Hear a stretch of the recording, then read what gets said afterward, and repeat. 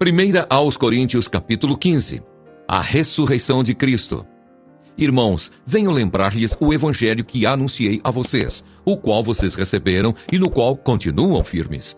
Por meio dele vocês também são salvos, se retiverem a palavra, assim tal como a preguei a vocês, a menos que tenham crido em vão. Antes de tudo, entreguei a vocês o que também recebi, que Cristo morreu pelos nossos pecados, segundo as Escrituras, e que foi sepultado e ressuscitou ao terceiro dia, segundo as Escrituras. E apareceu a Cefas, e depois aos 12. Depois foi visto por mais de 500 irmãos de uma só vez, dos quais a maioria ainda vive, porém alguns já dormem. Depois foi visto por Tiago e mais tarde por todos os apóstolos. Por último, depois de todos, foi visto também por mim, como por um nascido fora de tempo. Porque eu sou o menor dos apóstolos, e nem mesmo sou digno de ser chamado apóstolo, pois persegui a igreja de Deus. Mas pela graça de Deus sou o que sou. E a sua graça que me foi concedida não se tornou vã. Pelo contrário, trabalhei muito mais do que todos eles. Todavia não eu, mas a graça de Deus comigo. Portanto, seja eu ou sejam eles, assim pregamos e assim vocês creram. A nossa ressurreição. Ora, se o que se prega é que Cristo ressuscitou dentre os mortos, como alguns de vocês afirmam que não há ressurreição de mortos? E se não há ressurreição de mortos, então Cristo não ressuscitou. E se Cristo não ressuscitou, é vã a nossa pregação e é vã a fé que vocês têm. Além disso, somos tidos por falsas testemunhas de Deus, porque temos testemunhado contra Deus que ele ressuscitou a Cristo, ao qual ele não ressuscitou, se é certo que os mortos não ressuscitam. Porque se os mortos não ressuscitam, também Cristo não ressuscitou. E se Cristo não ressuscitou, é vã a fé que vocês têm, e vocês ainda permanecem nos seus pecados. E ainda mais, os que adormeceram em Cristo estão perdidos. Se a nossa esperança em Cristo se limita apenas a esta vida, somos as pessoas mais infelizes deste mundo. Mas de fato Cristo ressuscitou dentre os mortos, sendo ele as primícias dos que dormem. Visto que a morte veio por um homem, também por um homem veio a ressurreição dos mortos. Porque assim como em Adão todos morrem, assim também todos serão vivificados em Cristo, cada um, porém, na sua ordem. Cristo, as primícias. Depois os que são de Cristo, na sua vinda. E então virá o fim, quando ele entregar o reino ao Deus e Pai, quando houver destruído todo o principado, bem como toda potestade e poder. Porque é necessário que ele reine até que tenha posto todos os inimigos debaixo dos seus pés.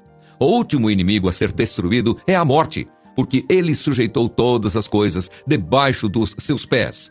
E quando diz que todas as coisas lhe estão sujeitas, certamente exclui aquele que tudo lhe sujeitou. Quando, porém, todas as coisas lhe estiverem sujeitas, então o próprio Filho também se sujeitará àquele que todas as coisas lhe sujeitou, para que Deus seja tudo em todos. De outra maneira, que farão os que se batizam por causa dos mortos? Se de fato os mortos não ressuscitam, por que se batizam por causa deles? E por que também nós nos expomos a perigos a toda hora? Dia após dia, morro. Eu afirmo isso, irmãos, pelo orgulho que tenho de vocês em Cristo Jesus, nosso Senhor. Se como homem lutei em Éfeso contra feras, qual foi o meu proveito? Se os mortos não ressuscitam, comamos e bebamos, porque amanhã morreremos. Não se enganem, as más companhias corrompem os bons costumes. Voltem à sobriedade, como convém, e não pequem, porque alguns ainda não têm conhecimento de Deus. Digo isto para a vergonha de vocês. A ressurreição do corpo. Mas alguém dirá, como é que os mortos ressuscitam? E com que corpo virão? Insensato! O que você semeia não nasce, se primeiro não morrer. E quando semeia, você não semeia o corpo que há de ser, mas o simples grão, como de trigo ou de qualquer outra semente. Mas Deus lhe dá corpo como ele quer dar, e a cada uma das sementes dá o seu corpo apropriado. Nem toda a carne é a mesma, porém uma é a carne dos seres humanos, outra a dos animais, outra a das aves e outra a dos peixes. Também há corpos celestiais e corpos terrestres, e sem dúvida, uma é a glória dos celestiais e outra a dos terrestres. Uma é a glória do sol, outra a glória da lua e outra a das estrelas, porque até entre estrela e estrela há diferenças de glória. Pois assim também é a ressurreição dos mortos. Semeia-se o corpo na corrupção, ressuscita na incorrupção. Semeia-se em desonra, ressuscita em glória. Semeia-se em fraqueza, ressuscita em poder. Semeia-se corpo natural, ressuscita corpo espiritual. Se há corpo natural, há também corpo espiritual. Pois assim está escrito: o primeiro homem, Adão, se tornou um ser vivente, mas o último Adão é espírito vivificante. O que vem primeiro não é o espiritual e sim o natural. Depois vem o espiritual. O primeiro homem formado do pó da terra é terreno. O segundo homem é do céu. Como foi o homem terreno, assim também são os demais que são feitos do pó da terra. E como é o homem celestial, assim também são os celestiais. E assim como trouxemos a imagem do homem terreno, traremos também a imagem do homem celestial. Com isto quero dizer, irmãos, que a carne e o sangue não podem herdar o reino de Deus, nem a corrupção herdar a incorrupção. Eis que vou lhes revelar um mistério. Nem todos dormiremos, mas todos seremos transformados num momento, num abrir e fechar de olhos, ao ressoar da última trombeta. A trombeta soará, os mortos ressuscitarão incorruptíveis, e nós seremos transformados, porque é necessário que este corpo corruptível se revista da incorruptibilidade, e que o corpo mortal se revista da imortalidade.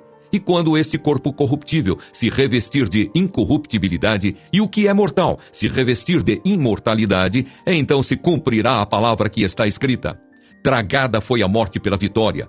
Onde está, ó morte, a sua vitória? Onde está, ó morte, o seu aguilhão?